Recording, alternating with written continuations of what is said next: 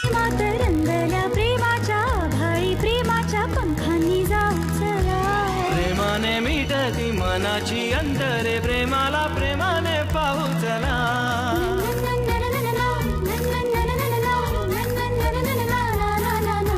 मनाशी बोलते जगाला जोडते प्रेमाने जागते प्रेम नवे प्रेमाच्या गुपित नात्याचे गुपित प्रेमाला ठाऊक प्रेम हवे प्रेमाच्या देशात प्रेमाच्या भाषेत प्रेमाच्या सुरात बोलू चला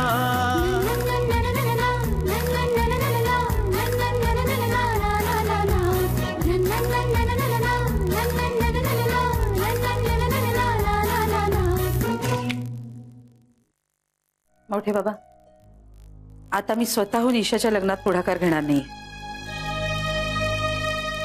असं करा, तुमचे रुसवे फुगवे जरा बाजूला ठेवा आणि मला सांगाल का काय झालं ते?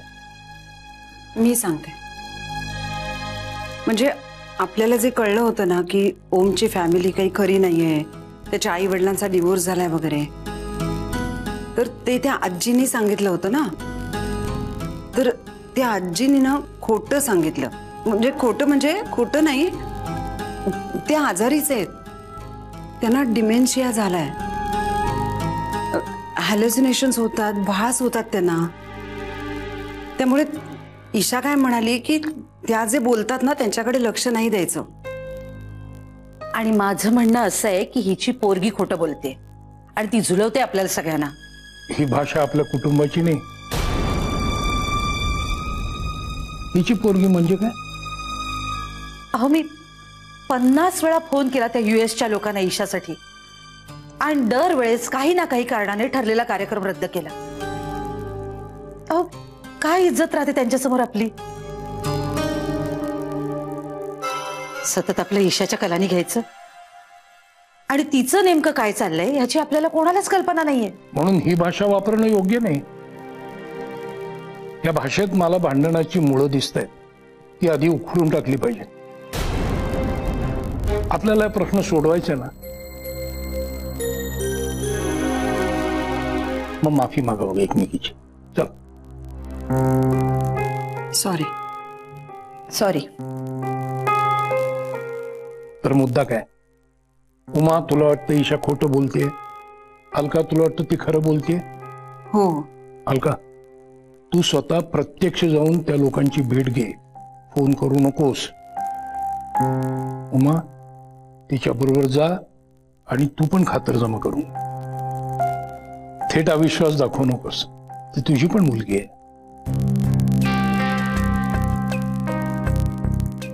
पण मी त्या US लोकांना पुन्हा फोन करणार नाहीये काही झालं तरी. दरवेळेस नाचक्की कोण सहन करेल? ठीक आहे, त्यांना मी फोन करतो. चांगलं स्थळ हातचं निघून जाईल आणि बसू आपण पुन्हा शोधत. ईशा माझ्या मते अत्यंत मूर्खासारखं वागतेय. याचा नंतर तिलाच त्रास होणार आहे. हो, पण म्हणून आपण नाही त्रास करून घ्यायचा. मग ठरलं आता?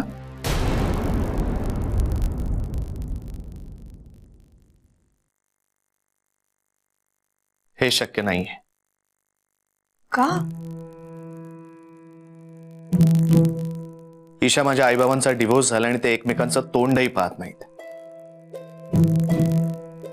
काके सोडून माझे इतर काका, माझी भावंड कुठे असतात मला माहित नाही.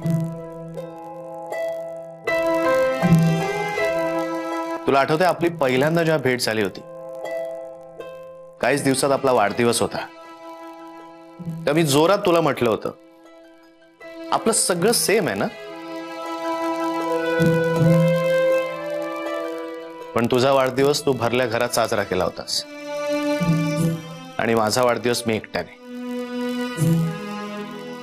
या बाबतीत आपलं खूप वेगळं आहे ईशा.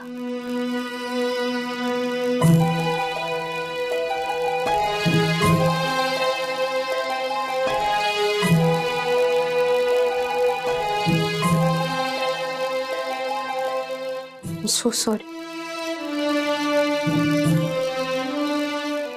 Don't be, Isha. मी तुला हे सगळं सांगतोय ते मी कसा एकटा आहे बघ हे दाखवायला अजिबात नाहीये. माझ्या आई बाबांचा डिवोर्स झाला ना, त्यानंतर फक्त पहिले 6 महिनेच मी त्यांना मिस केला. आणि काही गोष्टी आपल्याला फक्त आपल्या आईशीच शेअर करायच्या असतात आणि काही गोष्टींच्या बाबतीत आपल्याला फक्त आपला बाबा हवा असतो.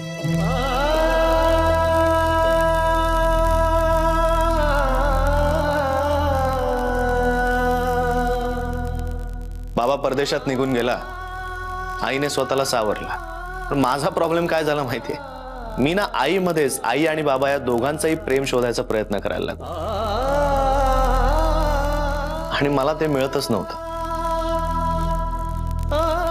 मग मी स्वतःचीच समजूत काढायला लागलो. आता मी जे काही बोलतोय ते मला त्या वयात कळत नव्हतं ना. हळूहळू मी मग या सगळ्या गोष्टी आर्टिक्युलेट करायला लागलो.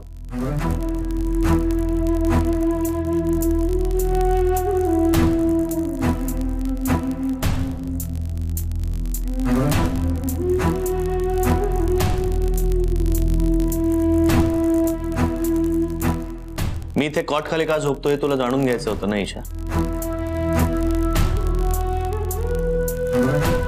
आई बाबा जेव्हा खूप भांडायचे ना, तर मी त्यांचं भांडण दाराआडून लपून पाहायचो.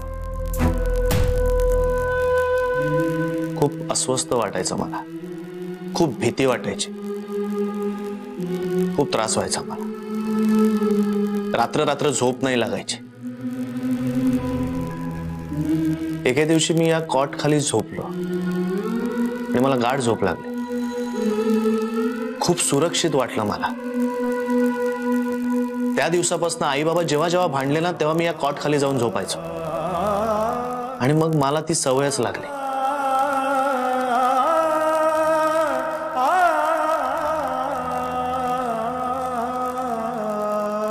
It's okay, let it be. पण हे मी मुद्दाम कोणाला सांगत नाही, कारण ना मग लोक मला सिंपती दाखवतात आणि मला ना कोणी सिंपती दाखवली ना की मग मी त्या माणसापासून लांब जातो. I am so fortunate Isha. मला हे असं घर मिळालं, मला हे असे आई बाबा मिळाले. यांच्यामुळे मी काही वर्ष एकटा राहिलो, पण यांच्याचमुळे आज मला ही अशी फॅमिली मिळाली. एक एक इरसाल नग आहेत सगळे. तू पण इरसाल नगच आहेस की? नाही, मी आहे, पण माझ्यापेक्षा हे अवली आहेत, अवली.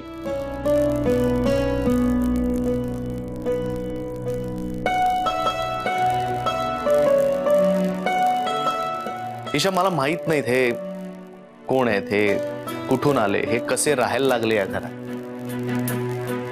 आणि एका पॉइंट नंतर मी त्या भानगडीतच पडलो नाही. कारण मला असं वाटतं की एका पॉइंट नंतर ना आपल्या आयुष्याला लॉजिक नाहीये. शोधूच नकोस लॉजिक, नुसतेच वाहत जो. बघूया तरी.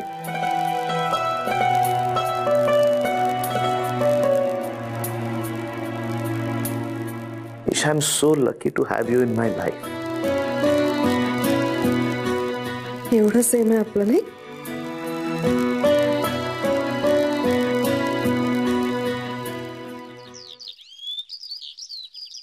काय सांगताय काय आजोबा? तर अशा प्रकारे साधू आण्याच्या गोष्टीप्रमाणे ओम आणि ईशा यांचं आधीच असलेलं प्रेम अचानक उफाळून आलंय.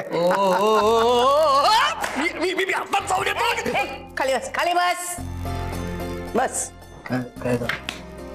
अरे हे मारता का तुम्ही मला? तिने मारलं म्हणून. हो तर तुम्ही का मारला आजी? अरे नशीब समज, मी तुला झाडू घेऊन बडवणार होते.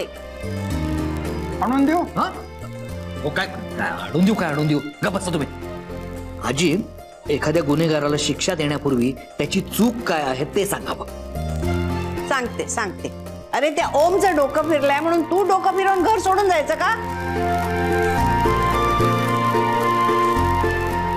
सॉरी आजी.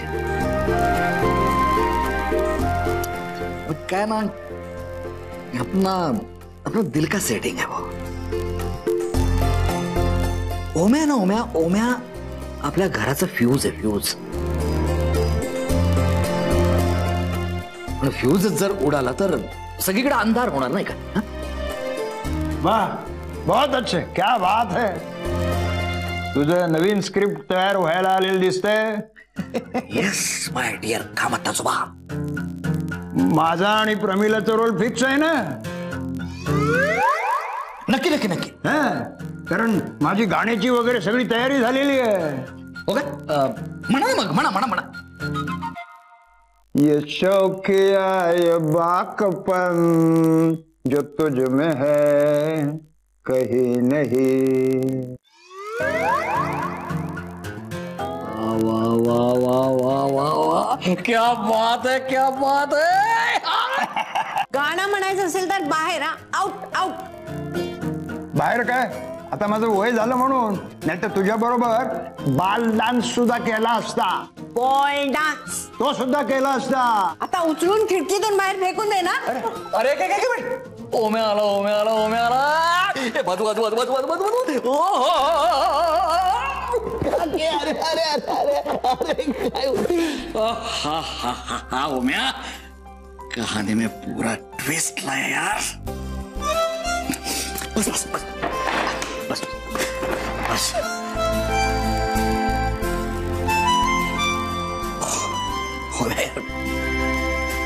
आपण तर थिएटर सोडून गेलो होतो.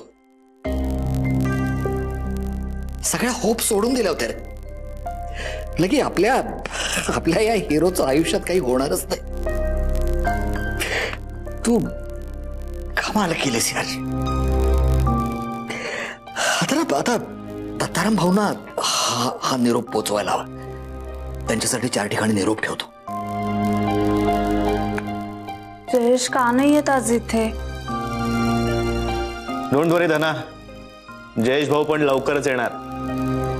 जगताप साहेबांशी मी फोनवर बोलतोय, ते आज दुपारपर्यंत फायनल कळवतो म्हणाले. मधुही आली असती तर बरं झालं असतं ना.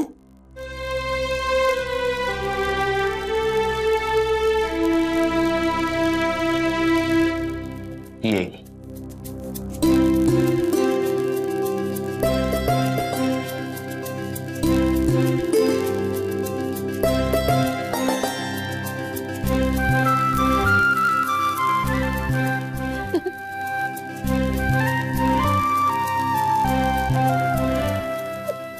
काय? काय झालंय? काय कुठे काय? मग हसतेस का? मी कुठे हसतीये? येरवड्याला जायचंय का? तू का घाण बोलतेस माझी सकाळी सकाळी? नाही, आरशात एकटीच बघून हसतीयेस म्हणजे नक्कीच वेड लागलंय. वेड लागलंय थोडं बेसी. पडायला झालं. काय काय नाही. कुठली टूथपेस्ट वापरलीस आज? ए बस आता हाती करतेस तू. गप्पस. छान दिसतेस. हो ना? हो ना. मला वाटतंच आज मी छान दिसते. खरंच मनात असतो ना ते उतरतं बघ असं चेहऱ्यावर. आणि आता तुझ्या चेहऱ्यावरती फक्त प्रेम दिसतंय. आणि मला तर असंच राहायचंय नेहमी, असं प्रेमात.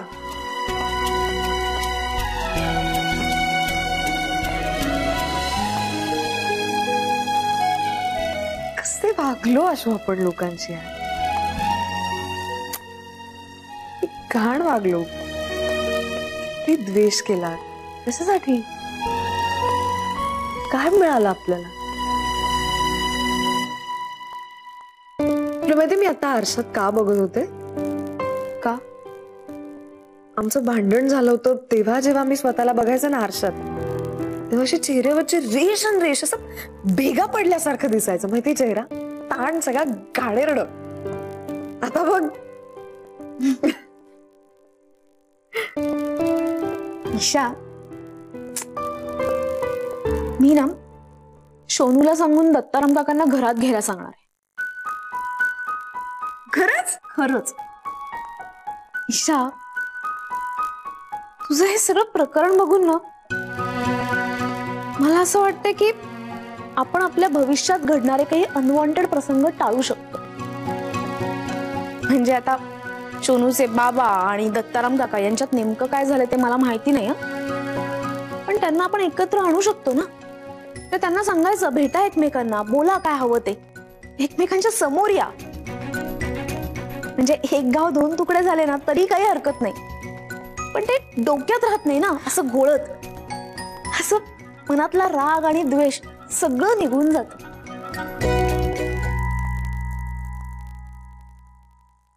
हॅलो. काय रे, काय झालं इतक्या जोरात? तुला भेटायची इतकी घाई झाली मला, म्हणूनच मी इतक्या जोरात बोलतोय. का? अरे का काय, माझं प्रेम आहे तुझ्यावर. चाल ये लवकर भेटायला मला. उमारे ऐक ना, ऐक ना, हळू बोल ना जरा प्लीज. आजूबाजूचे लोक बघत असतील तुझ्याकडे, प्लीज हळू बोल. अरे कर नाही त्याला डर कशाला. कर नाही. नाही चुकलं बहुतेक, पण असंच काहीतरी मला म्हणायचं होतं. तू ये लवकर मला भेटायला. मी आता गाडीवर बसणार आणि भुर्रकन तुझ्याकडे येणार आहे. झालं म्हणजे बहुतेक उद्या भेटतोय आपण आता. का काय 100दा बंद पडणार तुझी गाडी. अरे हातात उचलून आणीन मी गाडी. डरने का नाही, बिंदास रहने का. बडबड बंद, कृती चालू. Bye bye, see you.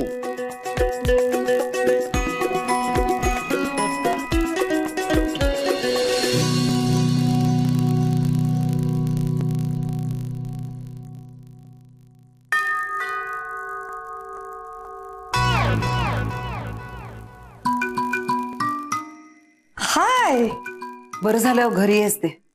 तुम्ही कशा काय इथे? आम्हाला कोण अडवणार आहे इथे येण्यापासून? काय ग अश्विनी, तुला काही प्रॉब्लेम नाही ना आम्ही आलो तर? छे अजिबात नाही.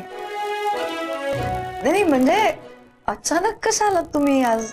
हो का, ठीक आहे जातो आम्ही फोन न करता आलोय ना. अगं नाही उमा, इशू काय आहे? असं म्हटलंय का मी? आत तरी येणार आहात का आता? या ना.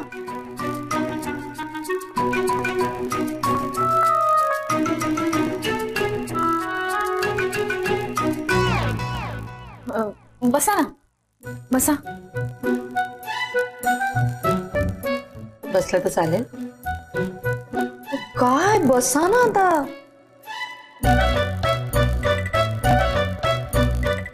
मी पाणी आणते. नकोय. अरे वा, डबा पण आणलात का? इशू काय आहे? तुमचं काय आहे? काय हे, काय चाललंय?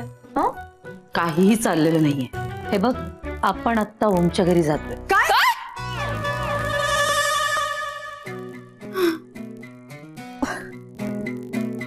वाव,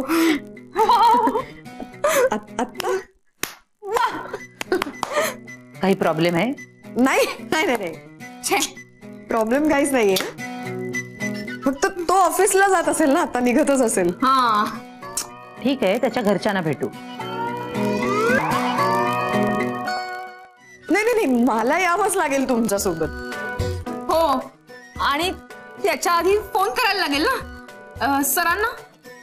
आपल्या सरांना फोन करायला लागेल. का? नाही तर फजिती होईल ना त्यांची. सबमिशन आहे ना. हो का?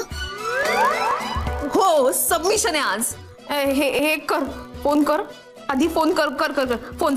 हा सरांना करावा लागतो फोन, नाही तर ते बरोबर. Brahma the don. काय बोलताय त्यांच्याविषयी? बॉस आहेत ना तुमचे ते. हो. नाही पण ते विनोदीच आहेत तसे. धना माझा अगं हे. अगं जयेशचा फोन असेल म्हणून धावत यायला नको. दुसरा नाही फोन येतात. कधी कधी रॉंग नंबर पण येतो. हा हॅलो हॅलो सर, तुम्ही आहात ना घरी? बघ, wrong number. Ma'am wrong number नाही, मी ईशा बोलतेय. ईशा? हा बोल बोल बोल. सरांना देता का फोन? अरे ईशाचा फोन आहे. हॅलो. बोल ईशा. सर तुम्ही निघाला नाही आहात ना घरातून अजून? सर मी ईशा बोलतेय, तुम्ही घरातून निघाला नाही आहात ना? नाही, मी अजून निघालो नाहीये, पण तुझा सर्व्हर बंद पडलाय का? मेल जात नाहीये का? एक काम कर ना, तुझ्या सरवर खोबरेल तेल टाक. आंघोळ झाली आहे ना अजून? सर प्लीज तुम्ही अशा वेळी असे विनोद करत जाऊ नका. खूप गंभीर आहे सगळं. आजचं मॅटर गंभीर आहे. तुम्ही निघाला नाही आत ना? नाही नाही, मी अजून नाही निघालोय. पण मी ओम बोलतोय. ओम, तुझं ज्याच्यावर प्रेम आहे ना तो ओम. तू चुकून मला फोन लावलायस का? सर मी तुम्हालाच फोन केलाय. ऐकू येतंय का सर तुम्हाला? मी तुम्हालाच फोन केलाय. म्हणजे मला तुम्हाला हे सांगायचं होतं की तुम्ही घरातून निघाला नसाल तर निघू नका, मला उशीर होणार आहे यायला. कधी कधी ना मला प्रश्न पडतो, तुझं खरंच माझ्यावर प्रेम आहे ना? नाही, इतका वेळ बोलूनही तू माझा आवाज ओळखलेला नाहीयेस. तरी मी तुला सांगतो, मी ओम बोलतोय. ओम, तुझं ज्याच्यावर प्रेम आहे ना तो ओम. ओळखलंस? सर प्लीज घरातून निघू नका, कारण काय आहे, माझी आई आणि काकू इथे आले आहेत आणि त्यांना तुम्हाला भेटायचंय.